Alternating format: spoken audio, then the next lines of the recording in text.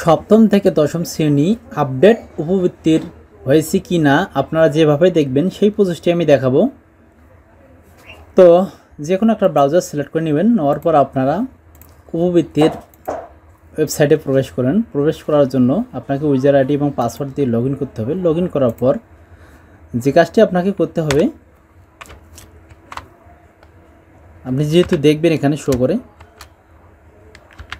তো শো করে দেখার জন্য আপনাকে অবশ্যই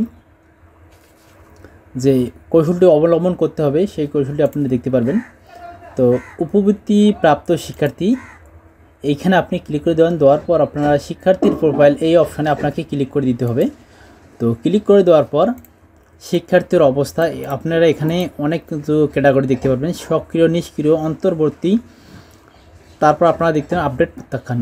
তো সকলে আপনারা দেখতে পাচ্ছেন যে অন্তর্বর্তীকালীন এইখানে খুঁজুন অপশানে ক্লিক করলে কোনো কিছু তথ্য আমাকে দেখাচ্ছে না, কিন্তু হ্যাঁ এখানে কিন্তু কোনো কিছু তথ্য দেখাচ্ছে না। আমার এখানে সকল থাকবে সক্রিয়। থাকার পর আমি খুঁজুন অপশানে ক্লিক করে দিলাম।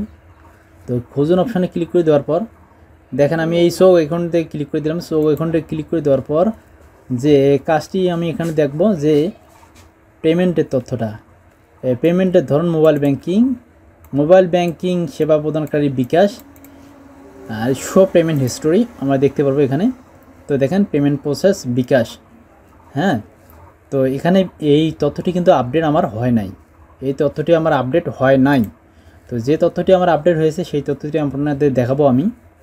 এই শিক্ষার্থীর তথ্য আমি দেখাচ্ছি, এটি আমার আপডেট হয়েছে। তো এই আমি শো আইকনটা থেকে আমি ক্লিক করে দিলাম। ক্লিক করে দেওয়ার পর আপনারা দেখুন এখানে পেমেন্টের ধরন মোবাইল ব্যাংকিং, নগদ সেবা প্রদানকারী, শো পেমেন্ট হিস্ট্রি আমি যদি ক্লিক করে দেই আপনারা দেখতে পারবেন পেমেন্ট প্রসেস বিকাশ। এটি কিন্তু আমার যে শিক্ষার্থী টাকা পেয়েছে সেই শিক্ষার্থীর বিকাশে টাকা পেয়েছিল, আমার কিন্তু এটি নগদ হয়ে গেছে, এই যে এটি আপডেট হয়েছে। তো এইভাবে আপনারা দেখতে পারবেন অন্তর্বর্তীকালীন ছাড়াও আপনারা এখানে দেখতে পারবেন, এইভাবে আপনারা তথ্য দেখতে পারবেন কোন শিক্ষার্থীর তথ্য আপডেট হয়েছে কি না।